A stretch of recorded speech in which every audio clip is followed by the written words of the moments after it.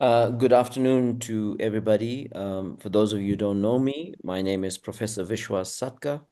I am based at Wits University. I lead a project called Emancipatory Future Studies in the Anthropocene. This project is really about how do we find exits from the challenges of a heating world and climate extremes and catastrophe. It's been running since 2019, and this project has largely supported students to do research on droughts, on floods, on our food system, and so on. As part of this project, I've also been traveling the country, going to climate shock hotspots, and I've been documenting climate shocks through photography and interviewing people, and just building up a body of work that helps us understand the complexity of each of these moments. When a rain bomb comes, it does more than just displace people and kill people. It also brings about mudslides. It raises the levels in our water, in our rivers, etc., etc. So there's a lot of complexity that happens in these moments, and I've been studying that. So it's in that context that I met today's speaker, Harold Maistry. Harold has been a dedicated anti-apartheid activist and a community activist in Tongaat, or oThongathi, for over 4 decades. He's worked in the Tongaat Child Welfare, the Tongaat Anti-Drug Forum, the Tongaat Disaster Relief Committee, and the Tongaat Civic Association. And today we've invited Harold Maistry to give us a kind of insight into this devastating tornado that struck Tongaat's northern and coastal suburbs on June 3rd, 2024. We've asked Harold to provide a first-hand insight into the community-led relief efforts, the challenges faced, key lessons learned, and the vital role of civil society in disaster response and recovery. Before I hand over to Harold, just to say that we put out this notice far and wide. We had over 60 people confirm participation, and I'm hoping the numbers would grow. But even if that doesn't happen, immediately after Harold presents, this recording in a few hours will be uploaded, and probably by tomorrow, we'll be sharing it with the wider WITS community and even those that registered but did not attend. So in other words, we're using this platform to make sure this important conversation is shared far and wide. Harold, over to you to talk to us on tornado destruction in Tongaat, lessons for disaster management and reconstruction. So you have about 30 minutes. Go ahead. Okay. Thank you very much, Professor Satka. Thank you for this opportunity. The important thing we've learned is what counts in life is not the mere fact that we have lived. It is what difference we have made to the lives of others. These words of our beloved Mediba resonate with the resilience of a community devastated by the tornado and the magnanimity of individuals and organizations in responding to this disaster. Good day, ladies and gentlemen. It is a privilege for me to address you. Address you. I must place on record our gratitude to the Emancipatory Future Studies for allowing me to tell the Tongaat story following the tornado that struck the town. I, prior to this lecture, have been engaged as the culture we come from in what we call the collective, and this is the collective input on the story. It is not my story, it is a community story. And I've been given the privilege to speak on behalf of all those hundreds that were involved, and the thousands that have been affected. On 3rd June 2024, at approximately 1625, a tornado left a wake of destruction, leaving more than 3,000 residents displaced. Hundreds of homes were destroyed and 12 confirmed dead. The northern and coastal areas were most affected. I live approximately 1 kilometer as a crow flies from ground zero. And I remember this day very, very clearly. It sounded like the roaring of an engine, and we live close to the airport, and we thought it's either a very low flying aircraft or a massive that has landed. And then it suddenly got very dark. Through my window, it seemed like, it looked like the tornado looked like a hive of bees, and then I thought somebody is burning. It's a massive fire. Then all electricity was cut off, telecoms were cut off, and you are left without any. The tornado that struck Tongaat was described as a wedge tornado because it's wider and larger than it's tall. The tornado reached wind speeds of 225 to 260 kilometers per hour. The tornado that struck Tongaat on 3rd June has been rated as an EF3 on the enhanced Fujita scale. The scale features 6 ratings from 0 to 6, ranging from EF0 that causes minor damage right through EF6 that is defined as causing incredible damage with building in its path, destroyed, leaving only concrete foundations in its wake and vehicles twisted and thrown away. There's debate whether this was an EF6 or not, but we would go with science on this one. Within 30 minutes following the disaster striking, the Disaster Relief Center at Vishwarup Temple Hall was operational.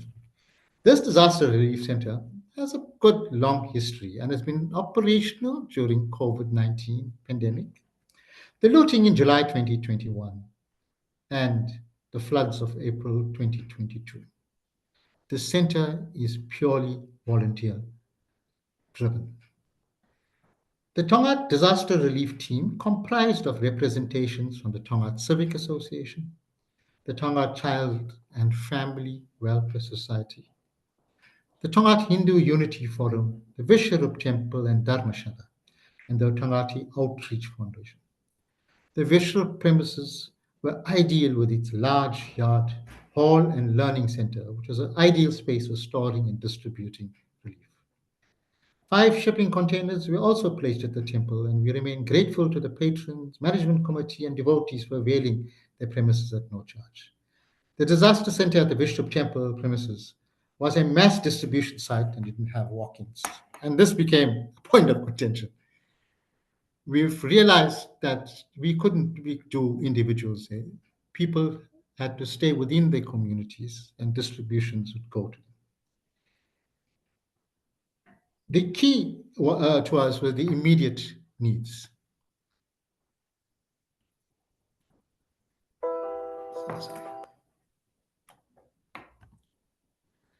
The key was the immediate needs, and this involved rescue efforts and basically there were a number of entrapments. So we worked with the various role providers in ensuring that immediate assistance was rendered. The victims were rescued, medical assistance rendered, and roads cleared. The uprooting of trees and debris made the entry of emergency vehicles very difficult, and this hampered.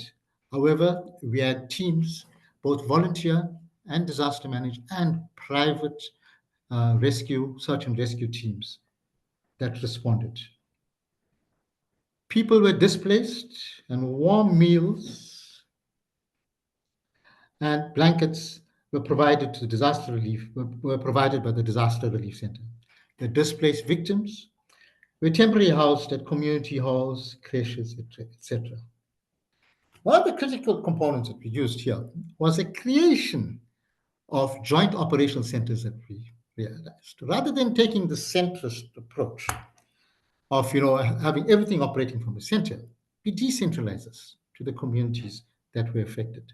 We managed to reach out to community activists in that area who took control and who were our people on the ground that provided key intelligence to us, that assisted with the relief efforts, and that were our point of contact.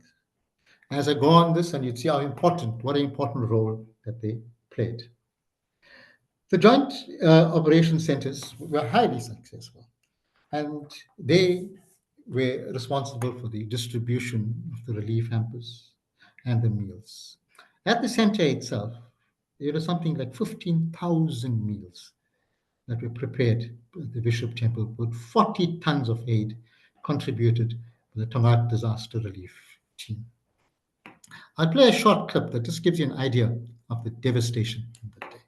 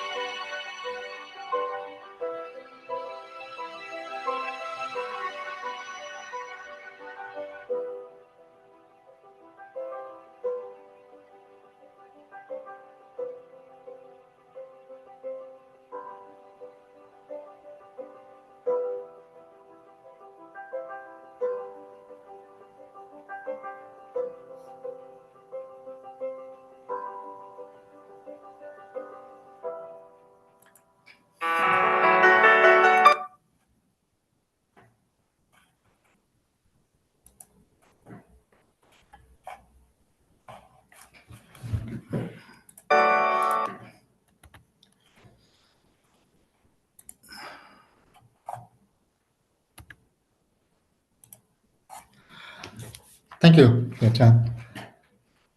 During this period, there was major disruption, and this disruption, schools, many of the learners have lost their school uniforms and books. And we had to ensure that there was minimal disruption to schooling. To this extent, there was a massive school distribution and school equipment program that was running simultaneously to us facilitating the return to people's homes, those homes that could be salvageable. To this extent, we had provided tarps, food relief, toiletries, and other items to make them comfortable while we continued with the work. Our strategy in responding to this tornado was, in essence, threefold. Firstly, attend to the immediate needs, that is, shelter and food. Secondly, facilitating the victims' return to home. and thirdly, the repair works to uninsured houses. We had to look at the impact of the disasters, not just on humans alone, but what were the impact on domestic pets and farm animals. We recognized this and we immediately sent an SOS or a plea for assistance for animal feed. We recognize that animals are traumatized and left stranded, and that our relief efforts need to take this into account. We partnered with numerous organizations that are involved in animal welfare, and they had just ensured that the animals were taken care of. Those that were stranded were either housed or returned to their respective owners. For us, the Tongaat Disaster Relief, we continue to provide a range of services which included immediate, medium term, and long term assistance. We are fortunate enough to have a ready cadre of medical personnel who offered these services free of charge to those affected by the tornado. And our primary concern was those that were particularly vulnerable with comorbidities, the senior citizens. We've also realized the traumatic effect of this tornado, and we operationalize our psychosocial services with psychologists, our social workers, some Tongaat Child and Family Welfare Society. Often in tornadoes, we look at immediate leads and we overlook the psychosocial impact of this. Many victims still display PTSD symptoms, and sudden weather changes trigger the traumatic experience. Many of them witnessed firsthand the death of their loved ones. Our psychosocial services are still ongoing. After we finished what we would say of our phase one and phase two of our interventions, we are to now start with the process of rebuilding our communities. To this extent, and Tongaat being a community that we've had a number of resources, number of volunteers who are ever willing to assist, and we called upon them to stand. A technical team was established, which comprised of engineers, project managers, accountants, and volunteers, all of them offering their services pro bono. Here, the regionalized operational centers that we've created played a pivotal role in identifying those homes that met the criteria. Our criteria was firstly the uninsured homes. We had to work out a criteria of what level of services we could offer based on the constrained budget that we have. The first was there was an assessment of the homes by our technical teams of engineers.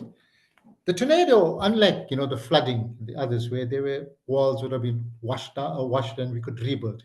Here we had to do a structural assessment because at wind speeds of 265 kilometers with houses old, foundations themselves were destroyed. And for us to continue the rebuilding process without a structural assessment, we'd be putting lives at danger. So we have done that, and which tested people's patience, but it was a process that had to be undertaken. The work undertaken by our technical team under the auspices of the Disaster Relief Center was the underpinning of buildings, the restorations of roofs, doors, and windows. The technical team, we also provided general assistance to the community affected by the tornadoes, meaning our professional services also extended to those homes that fell outside our criteria who required that assistance. So these were qualified engineers who provided their services. We worked very closely with the Tigweni building inspectors. Plans were assessed with the owner's consent to ensure that the work undertaken had met the requisite standards and in compliance with the legislation and bylaws.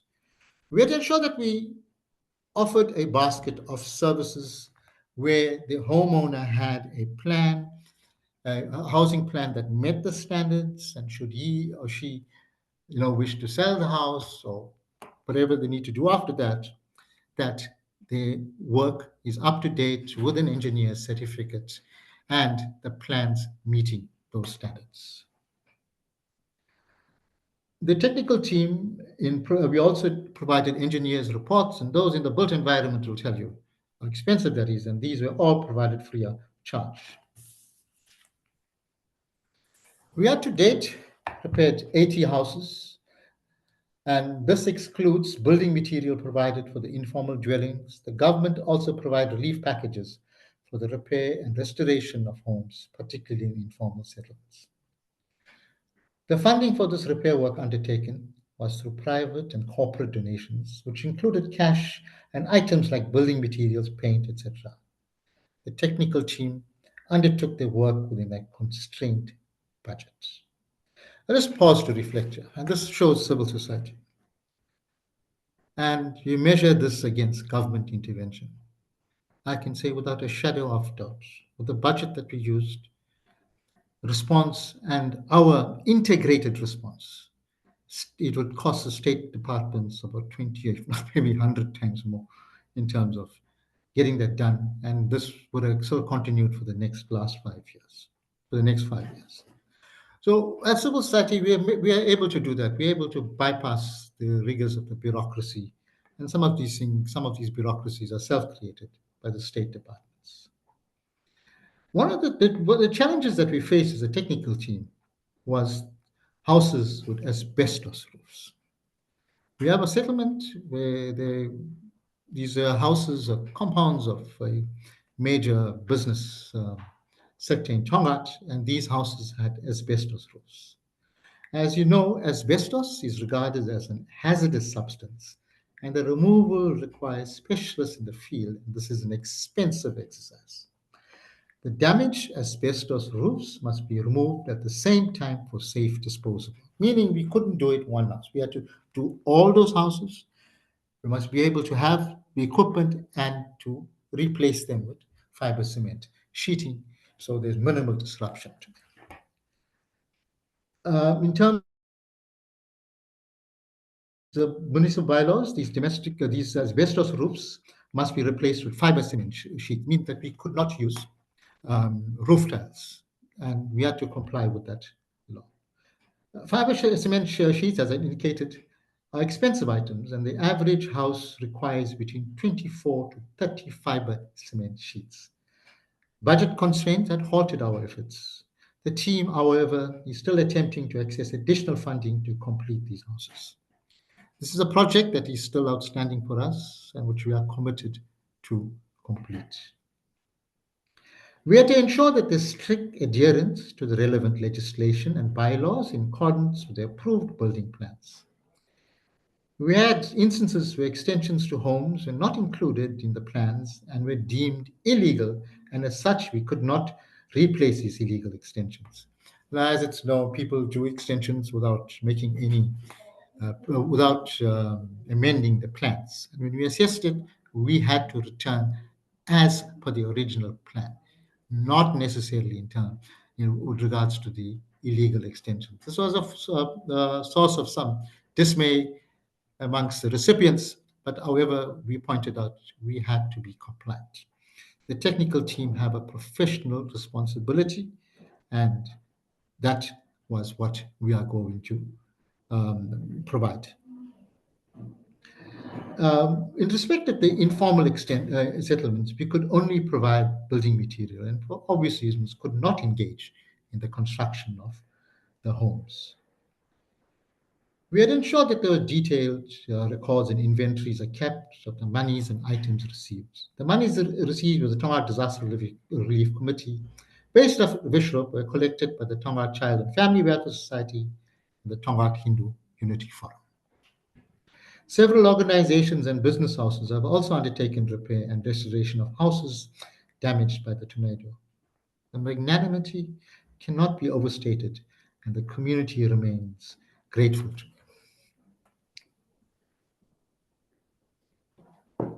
The role of the short-term industry must be brought into question. Insurance companies were slow to react to insurance claims and call for assistance. We had received numerous complaints about the conduct of insurance companies and their assessors. The tactic of repudiate claims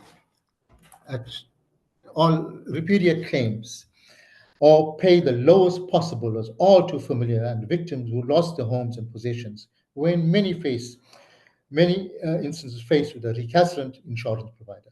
Homeowners were advised that their homes were underinsured and, as such, repair to their homes were limited. We had established advice desks consisting of lawyers and insurance practitioners to assist residents affected by the tornado. We call on the insurance industry to review its approach, and they must factor climate change and the potential for catastrophic events in the profiles and keep their clients accordingly apprised. The tornado reminded us the impact of climate change and the propensity for future natural disasters. We have witnessed the sudden onset of extreme weather patterns around South Africa, which underscores the importance of understanding how tornadoes are formed and the potential impact of climate change on the frequency and intensity. In South Africa, warm, humid regions like KwaZulu-Natal could see more severe storms due to climate change, making tornadoes a more common threat. Communities need now to understand the impact of climate change and the resultant severe weather patterns and how it will affect their livelihoods. Discussions on climate change is not given the prominence it deserves and must be urgently addressed. Issues on climate change is a tick box exercise for government institutions. While government acknowledges the impact of climate change, it does not change its behavior or attitudes to issues like fossil fuels, hazardous industries, offshore drilling, etc. The economic motive seems to gain more prominence. Dr. Peter Johnston from the UCT Climate Analysis Group has succinctly put this into perspective when he explained that South Africa is a well-resourced community with a strong agricultural and biodiversity heritage. Climate change and socio-economic risks threaten to bring about a huge change to the status.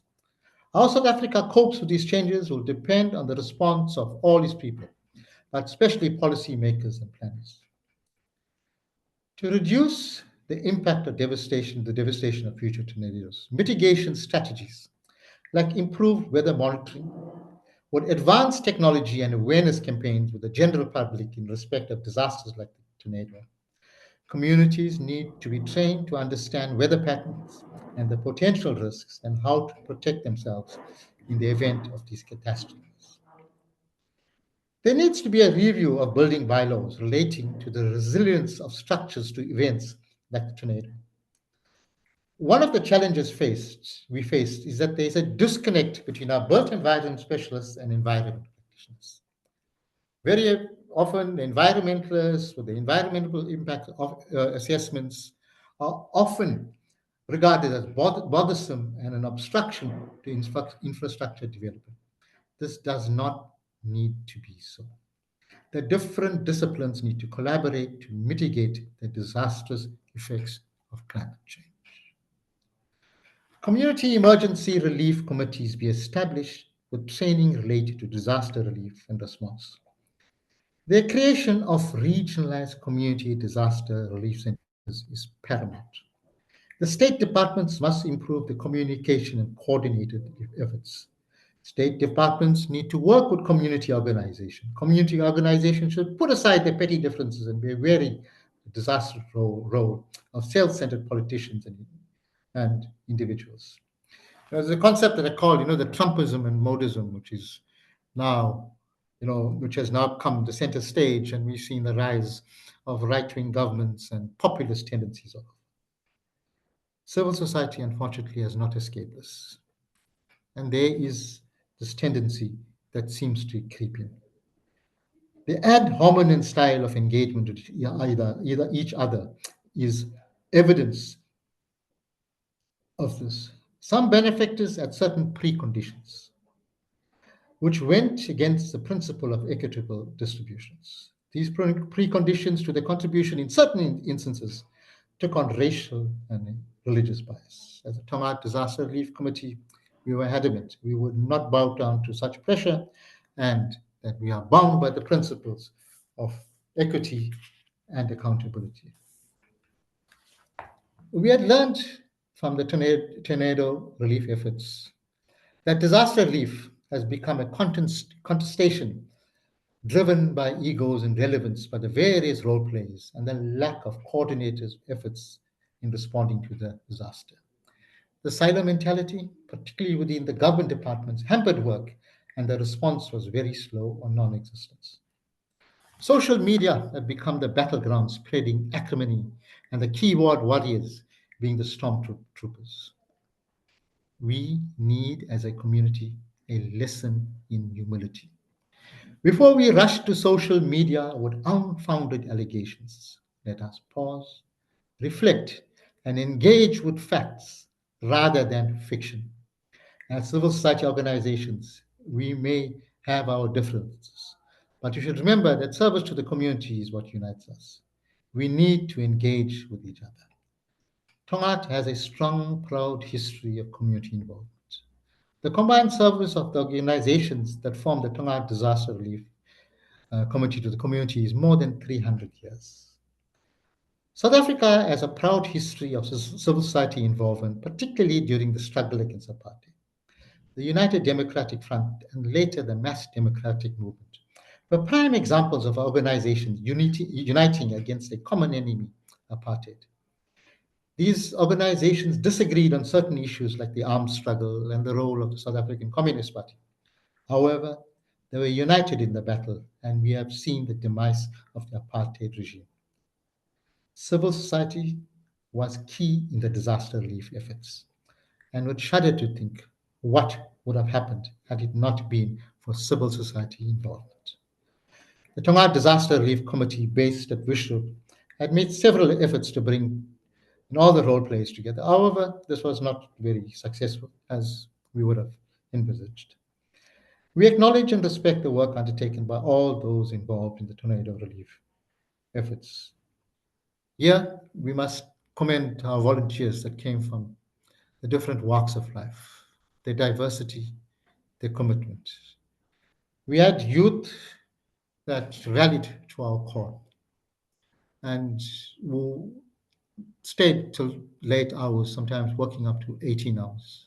I remember an incident when a truck left Johannesburg and we were told it will only reach our center at 12 midnight. This is after the volunteers being there from 7. I banded a few together and asked them, we've got this thing, will you help us to offload as this truck is expected at 12 o'clock? Without hesitation. These youngsters were there. They formed part of a team that we call the receiving and dispatch team. Very energetic group. But what did we do? We conscientized these youngsters. This is who we invested in. These are the people. This is our future. They were involved in decision making. They formed part of that. And we led by example, by ensuring as the management committee or the what we'll call the team at there, that we empowered this youth. But our future lies there. We had a rule of no pictures at our disaster relief center. Our relief packages and vehicles were not branded, and as such, we are subject to unfounded accusations of no aid being received from our disaster relief center. For us, we didn't deem that was important. It's not about taking out your cell phones and taking selfies and videos to show the work you do. It was more important to get the work done. We didn't have the time to brand vehicles, and in any event, we didn't have much vehicles. We called on our volunteers and whoever was available, and we dispatched it to our joint operation centers who distributed it.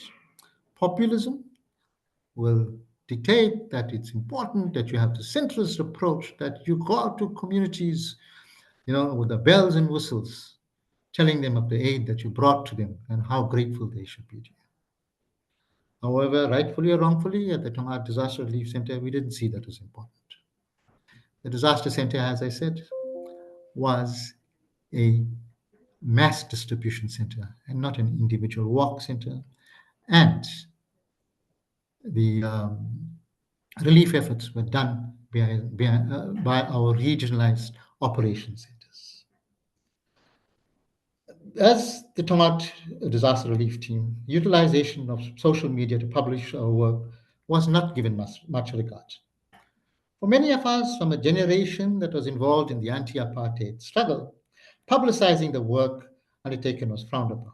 However, we recognize we need to evolve and evolve from shying away from publicizing the work undertaken and learn the importance of utilizing the various media platforms. In so doing so, it is not about the individual efforts, but the collective efforts. Social cohesion is critical, and as civil society, we need to be at the forefront of these efforts. The tornado struck at a time that was, I think, about a few days after the national elections, and the area became a hotbed of political parties and their contestation. We had to maneuver this, and we had a very simple rule. There's no political regalia at our premises. Should the distribution of relief become a battleground for political parties and egos, we will stop relief to those communities. We shall inform them as to why. Obviously, uh, these people within the various political parties realized the danger that lay with that. And we managed to get them working together. And we must say we were quite successful. And this was largely because of the profile that we hold, not just as individuals, but as organizations. People recognized us. They knew our credentials. And we, through gentle persuasion and sometimes a bit of sternness, told them, people come first, leave your political agenda last. And I must say, it did work. We had the various political parties together working. Whatever happened after that was left to them, but we have done that. In disaster relief efforts, we learned the old saying, be guided by your heart, but think with your head. This was very relevant in our relief efforts. We have learned you can serve an individual's need, but never the greed. In providing this here, we are at a crossroads. Do you do what is good, or do you do what is right? Good is populist. It'll earn you accolades, but it's a short-term thing. You just make people happy for a short while. Doing what is right, setting criteria, sometimes it may not be popular. You would come under criticism, but be guided and do what is right. The tornado that ravaged the community of Tongaat on 3rd June 2024 is a stark reminder of the power of nature, particularly the impact of global warming and the importance of preparedness and resilience. By understanding the meteorological conditions that led to the tornado, assessing its impact and evaluating the response and recovery efforts, we can gain valuable insights into improving our readiness for future events. As we continue to enhance our mitigation strategies and build resilient communities, we can reduce the risk and impact of similar disasters in the future. Thank you. Thank you very much for your time. Thank you for inviting me. Thank you so much, Harold, for both very heart-rending insights into what happened, the pathway of destruction of this tornado, but at the same time, inspiring insights, and how as a community you'll rallied across racial divides, drawing on your rich history and tradition of community organization. Positive solidarities came to the fore. Ladies and gentlemen, the floor is open. We've got a few minutes. This is a very, very important example and experience to learn from.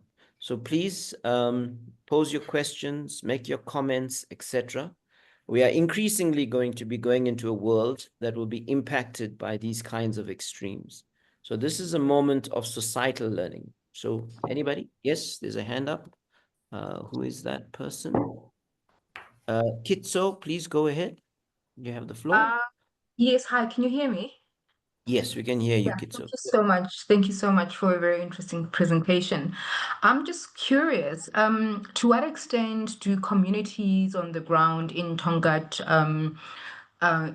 particularly is there a connection to climate change, for example? So when they experience these tornadoes and other such sort of shock events or, environmental related events, to what extent are they even talking about climate change? So I think that would be very interesting for me to just try and sort of see if they draw the connection between those particular shock events and sort of the broader narrative of climate change. Thank you.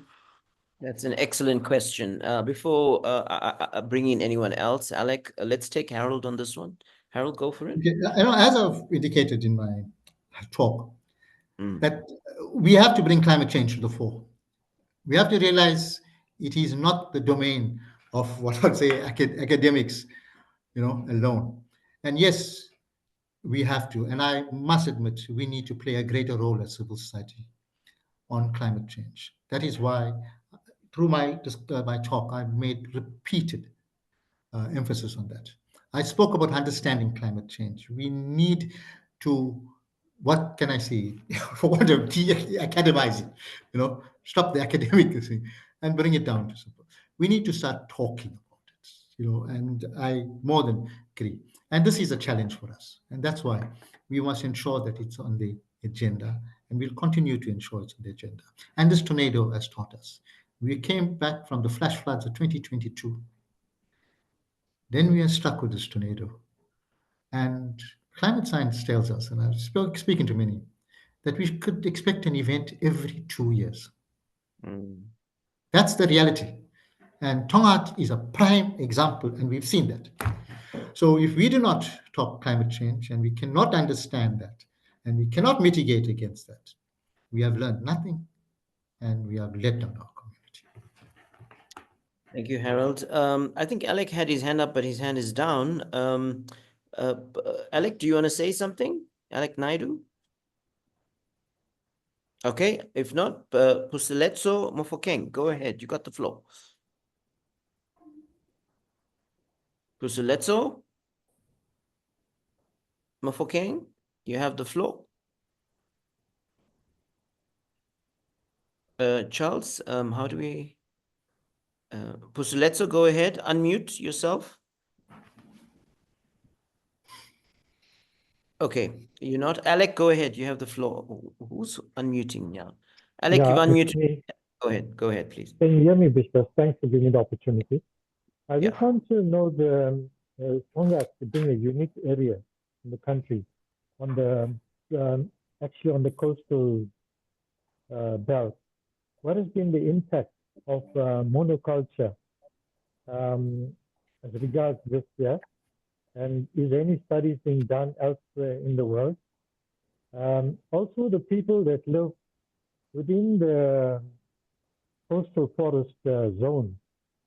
In fact, the whole of South Africa is in a disaster state. If you look at the Western Cape, especially people along the coastal belt, look at Virginia or affluent areas, people shouldn't be building there, and regulatory authorities know this, and it's all legislative, and it's not rocket science to know that the soil strata at the coastal areas is very loose, not compact like inland. And all the virgin indigenous trees and bushes have been removed. And hence we see all the filtration that's taking place and the floods that Errol spoke about in his presentation. I think we need to go back because the culprits we didn't want to name and shame are actually part of the problem as well with regards to this impact of the tornado that Errol spoke about. Thanks. I'd like to get your responses. Harold, would you want to engage in some of this? Monocultural, I suppose you're talking about sugarcane and other things, Alec. And of course, the coastal vulnerabilities of communities. Definitely, this is something during the floods we particularly heard. And if you know tornadoes get the energy from an inland water source. And where do they exit? The coastal. And we've seen that devastation. We've seen that path. We followed that path. And yes, we've seen, the removal of indigenous vegetation. We've seen, growth, particularly with what we would speak about these estates, these coastal estates, which have become very, very popular now. And all of these things do impact, on disasters, our response to it. And yeah, I, I agree with the sentiments that are expressed. But alone with civil society, as I said, this integrated approach, built environment, environmentalist states, policy, and we got to realize that it's about people's survival. If I can just, sorry. Disasters are an equalizer. It's not about race, class. Sorry, No, no, continue, finish. I Yeah. said it's an equalizer. So whether you live in a shack or Mm. a 20 million rand house, you're Yeah. vulnerable. Yeah. No, that's correct. It's a great leveler. I mean, just to add two other dimensions here to the conversation. I mean, for a country like ours to rise to this challenge of climate extremes, which are going to intensify, we're heating at twice the global average in this region. When the world overshoots 1.5 globally, we'll be at 3 degrees, probably in the next 5 years or within the next 10 years. And climate extremes are going to intensify. We need to be placing the country on a climate emergency footing. And this is post-normal politics. Politicians, parties, the state are not going to solve this problem. We as society have to own this problem. And so this is part of the challenge around climate and climate justice politics. But the other issue related to this is now how do we plan going forward, right? And as Harold says, there's going to be a pattern. The science is telling us we're going to have more tornadoes kind of manifesting, making landfall, etc. So how do we start preparing our communities and our societies as part of this climate emergency footing? How do we start taking the risks of this very, very seriously? And then the last point I'll make is, insurance companies are going to fail us. In many parts of the world, insurance companies are pulling out of high-risk communities, high-risk areas. In California, where the fire season is no longer a season, the risk of fire because of climate and fire load, etc., is so real that insurance companies are just pulling away. So this is where we have to bring the state in. And we've got to work with ideas like a public climate insurance fund and ideas like that. But I'll stop there. There were hands up. I don't know. There's Sunil's hand up, but Puseletso, do you still want to come in? Do you have a comment or a question? Go ahead. My Go ahead. own mother. This.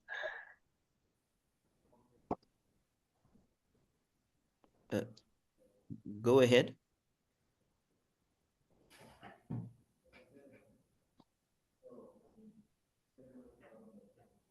Puseletso, do you? Okay. Are you having some technical difficulties? I can see you Yes, unmuting and you. Can you just unmute, please? yes.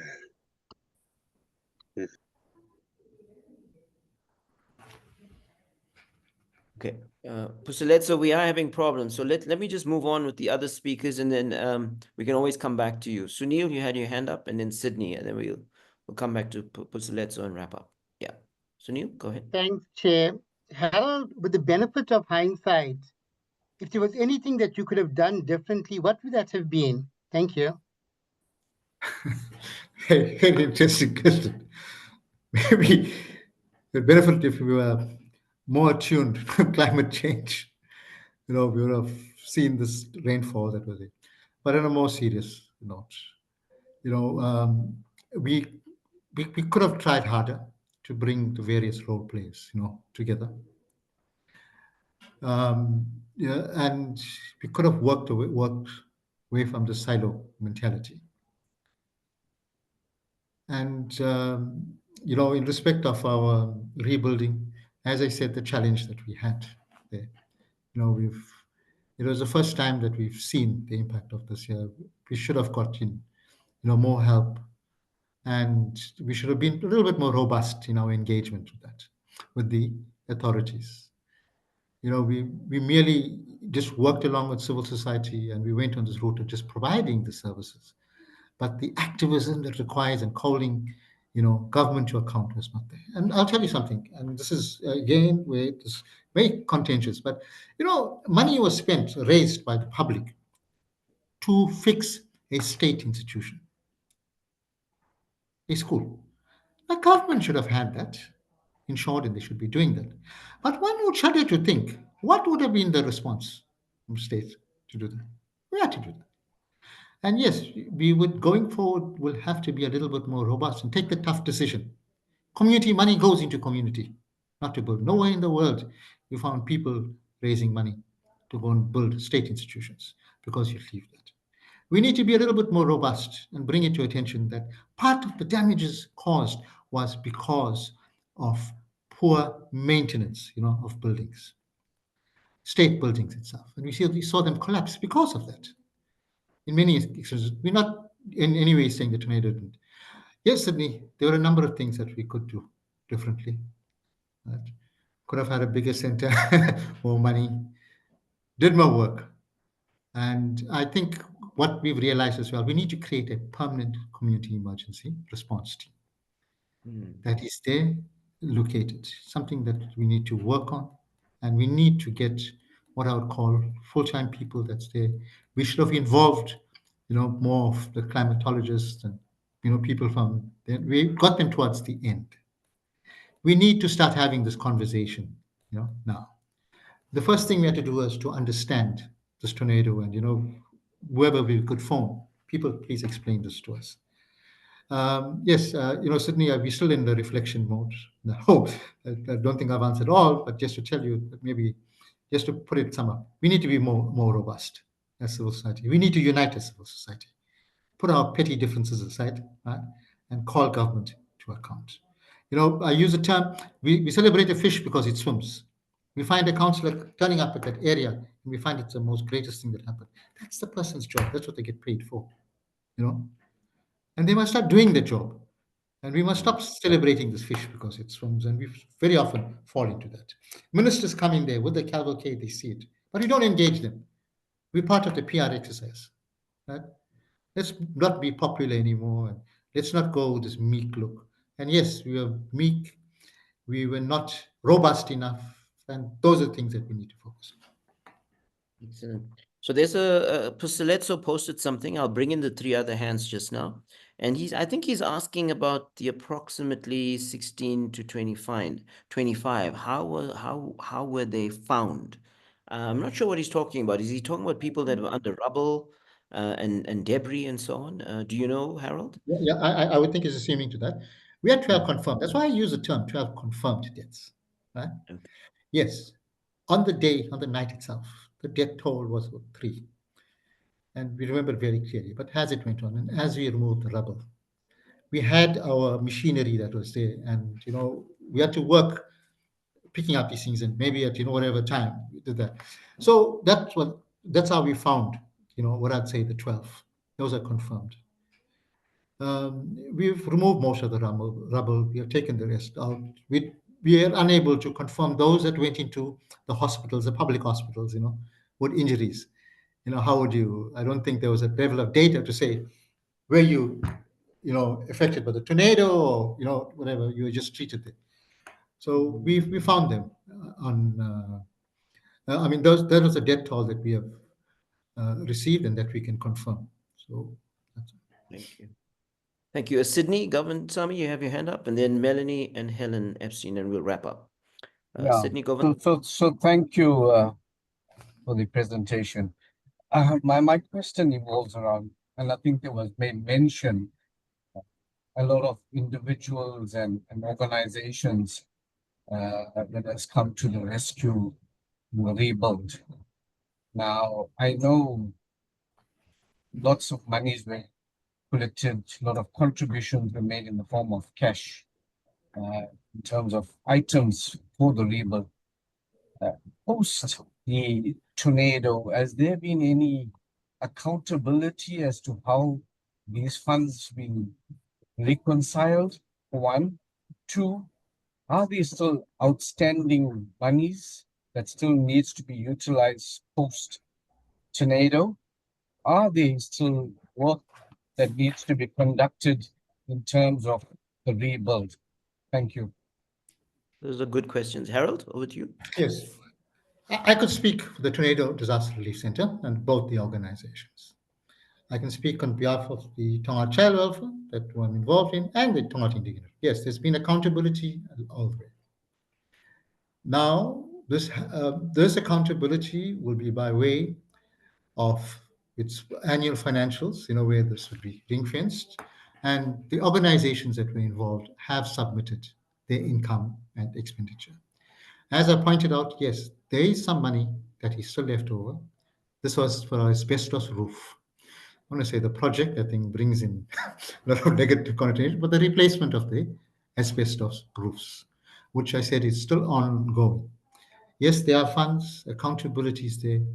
These are organizations that are well established. I can tell you the Tongaat Child Welfare Society, you can go to its website and it'll have the financials up to 2024. The 2025 financials are currently being put together. So the tornado reporting would be in those financials. They're audited by an external independent auditor who will provide his opinion. These organizations are requested not a piece of audit, but a 100% audit to ensure that. Thank you. Melanie Maistry, final comment or question, please. Go ahead.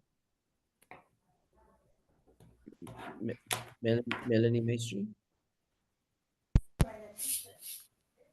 Melanie Maistry, go ahead. Good afternoon. Yes. Can you hear me? Yes, we can. Okay, this is quite a informative lecture regarding the tornado. I am actually one of the tornado victims, and I live in Naidu Road, Fairbreeze, Tongaat.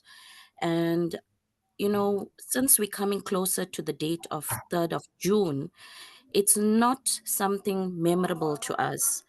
And being in the house, it wasn't just my house being hit. I was outside when the tornado was coming towards my house, and we had to run for safety. We know what we went through, and it wasn't something that was good to go through. Um, I have been through hurricanes previously, so I understood that it was a tornado that was going to hit us. On day one, everyone did come in to help us on that night to cut down the trees because there was lots of residents screaming for help who was trapped in their homes. But the fear got to us where we did not know whether to go down the road to assist them or if the tornado is going to come back. We were not educated about this. And to date, 1 year later, there's no education for the residents regarding a tornado. Besides that, from day 2 to day 10, we on Night Road did not really get enough support and help from the tornado technical team that was set up. As a victim, I am fighting for 200 more residents and victims that was hit in Magwaveni Township and in the shacks. They came to my home last week, Saturday, begging me for assistance. And I'm not even the counselor or the mayor or somebody that was on this, panel that can assist them. They are going through the second winter without windows, without doors, without their roofing to be in place. I went out there. I had a look at their homes. It's over 200 residents. Now, the thing that I am fighting for is not for myself. I'm fighting for these tornado victims where they are crying to me. I did videos of them. They are crying 1 year later, asking for help, asking for assistance. Their home is getting flooded every time it rains. Now, as we all know, yes, we called in a lot of help. We made TikTok videos. We got help coming in from like Durban areas. We had everyone come in to help us because we made videos. We put it out there and we got the help to come in. Day 5, yes, we did get something from the Tornado technical team, and that was a truck that came to give us milk. Now, I was part of the team that was assisting the victims as well.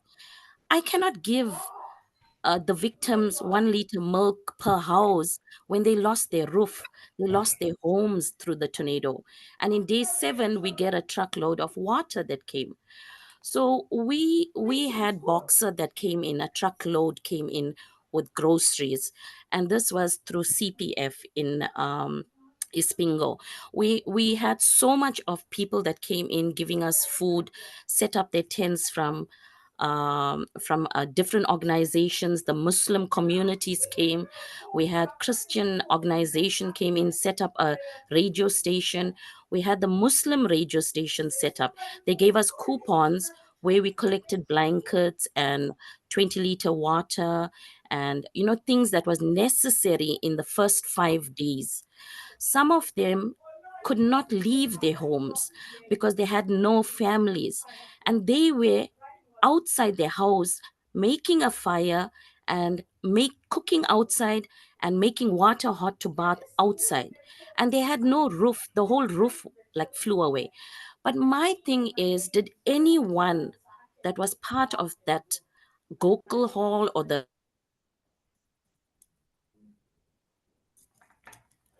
Hello? Hello, I think Melanie, I don't know what's happened. Okay, we've got to can you hear wrap me up. now? Yeah, we can hear you, Melanie, but you got to wrap up. I mean, I think you've made a Okay. very powerful statement. Yeah, Your what I'm trying to say, when people get hit by these kind of situation, tornado, hurricane, the team needs to come out, see the victims. The counselors needs to come out, meet with the victims, see what they need, be there for the for the victims.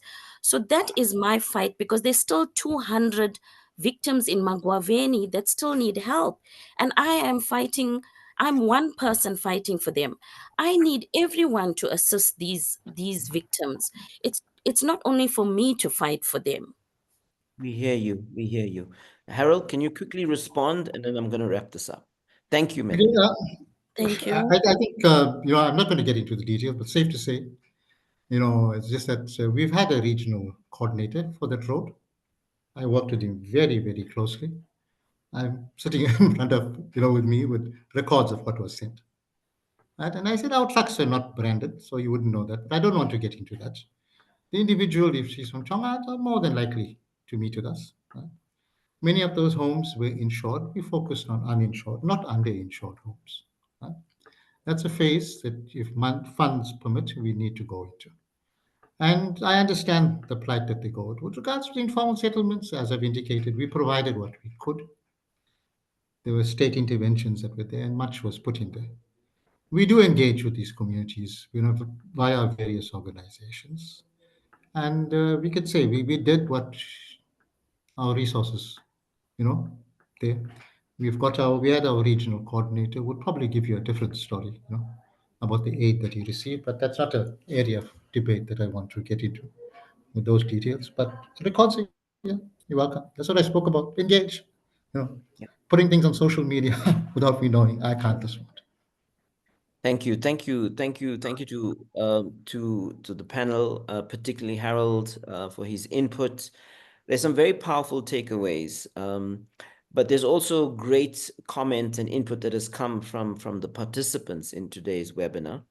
And I think it's clear that the state has been absent, it's been incapable of playing its part, both to preemptively protect this community, because climate science is something that's sitting in the state, and it could have played its part better. There's also the reconstruction role of the state, and it's clear that there's powerful lessons here around the kind of reconstruction role we would want a democratic state to play in more disasters like this, in more catastrophes like this. I think the other point to make is that civil society has rallied. And yes, it was never perfect and it could never be perfect. I think people drew on whatever capacities they had, whatever resources they had, and they tried to give their best back to communities. But it's clear that, again, there is not enough. There hasn't been an adequate response for everybody's needs. And that's not about finger pointing. This is about, again, us kind of appreciating the magnitude, the scale of impact that's happened here. But I think the other point is that we have to, going forward, sensitize the country to this. So Harold, this afternoon, I just want to place on your agenda and the agenda of the community, there is a national dialogue going on, or meant to be going on, around a national convening of society and the government of national unity. And it'll be really important if the Tongaat community is in that dialogue, can share this experience and mainstream the risk of further climate extremes for the country. We cannot have a government of national unity going forward as though climate change is just one other problem. This is the problem. It is the great leveler, as you said. We need a climate emergency social contract for South Africa, where we can mobilize communities, mobilize sectors, mobilize the state, mobilize the economy, and ensure that we are prepared. There is adaptation, there's mitigation, and resilience and regeneration in what we are doing. Finally, I'll just say this, that the lesson from Tongaat that stands out, despite everything, is that the local is where the front line is going to be now and into the future. So what you've done may not be perfect, but we all have to learn from this experience.